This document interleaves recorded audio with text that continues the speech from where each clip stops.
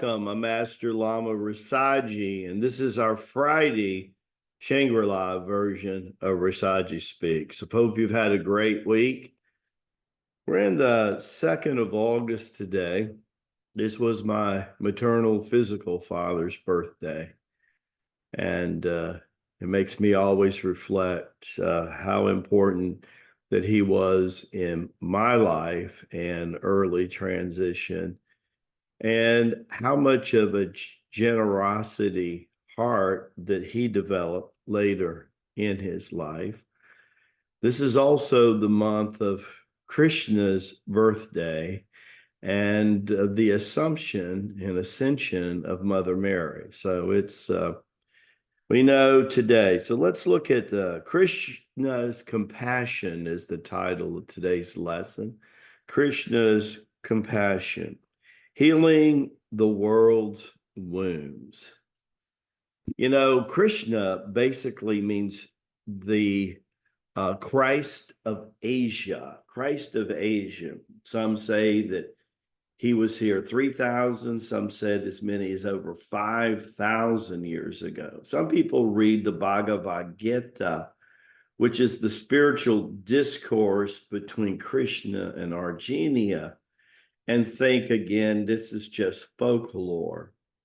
Interesting. When I was in Raniket training with my Sanskrit scholar, learning Sanskrit, an Ayurveda master, this guy would have been like a Deepak Chakra's professor. His knowledge of the Ayurveda, the science of life, was so profound. I was touching like herbs like rhodiola and acacia bark and scutellaria roots decades before watching him make tinctures out of different things. It was just an amazing individual.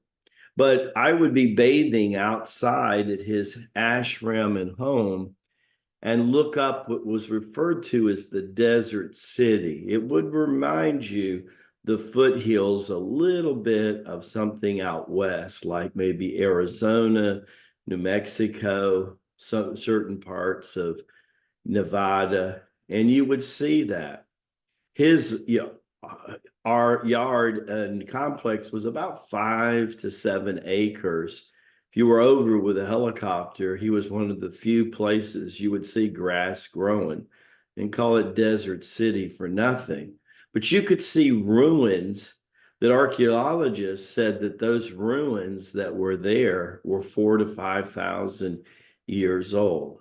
Would give me chills. Old chariots that were in the holy wars, I saw them buried there. They were made out of copper and gold. It was amazing, and it was a sacred place. Krishna was also said to interact with the flute. Some people referred to it as a fife, a small reed flute about yay big. And he would have the dance of the Lilas there. And his compassion was deeply, this is where ancient Hindi dancing originated from. I remember also staying at Sahasraji's home. Babaji referred to Sahasraji as his bull, his Bull. And supposedly he was one of the great characters in one of the holy wars that were fought in India millenniums ago. He was a gentle soul, much like a teddy bear, about the size of Brother Andrew that we know from Costa Rica. They were about the same size. A lot of people consider being born of Indian descent, that was a pretty big Indian, right? But he had a soul and a heart, a lot like Andrew, like a teddy bear kind of feeling. And he was very good to me. And he was the one that revealed to me this incarnation, as Krishna. And he said, oh, you have Krishna's heart. A couple of months later, I would realize what that meant. when he would share that with me. But he loved to watch me. I would bathe out in the outside tub, and usually with clean rainwater, and dance outside. The monkeys would play, and we talked about a lot of things, Sahastraji and me, and it was a beautiful thing. But he was an incredible devotee to Krishna during the time, and it was Krishna that had the chanting really, really down, and he used it in a positive way to expel darkness. And in that process, he would actually destroy weapons of the other side that were fighting against the children of light. As you know, my brothers and sisters, that battle is now upon us again. One of the most powerful things you can learn to do is pray with your mala garlands. We got some new ones in the store now that Sister Raquel got from India. You might look at that. It's real powerful. I'm excited. My new pair is on the way too, and I'm looking forward to getting them. Krishna's compassion was probably only second to Jesus, and probably that's why they both were referred to as the Christ. It seems to be the anointing of the Christ to have this love that we share in our Ascension tours. When people come to our Ascension tours, like the one that's happening in September in Philadelphia, two things you always hear. Oh my gosh, I can't believe the level of energy and the expression of love, I think it's because our people are starting to tune in so much to 4 and 5D. All the titles, all the labels, all of the egos begin to drop by the wayside.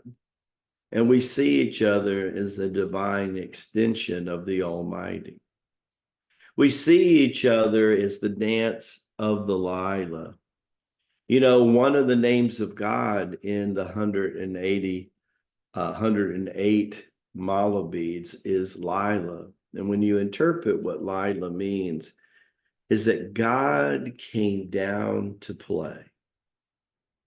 God came down to play. It's a really neat instinct about God manifesting itself as a child's heart, always cuddling his people like a parent. But that interaction with that innocence and everything that's going on is really, really profound. Today, it's not too late. If you want to sign up for our instructions that happen at 1 o'clock Eastern, you'll find out why 140 to 150 in over 10 countries and over 30 states have been with us for 2 or 3 years, and why they like to show up to Shangri-La Friday. For less than 50 cents a day, you get this class, and you get the gathering on Wednesday, and you get also the PFL webinar, and of course our daily emails to hold you close to the divine and to the compassion of Jesus, the compassion of Krishna. God be with us all. Keep the divine Father as close to you as your heartbeat, and our Divine Mother is near to you as your breath. I'll see you in class later today. God bless you. Baraka Bashai.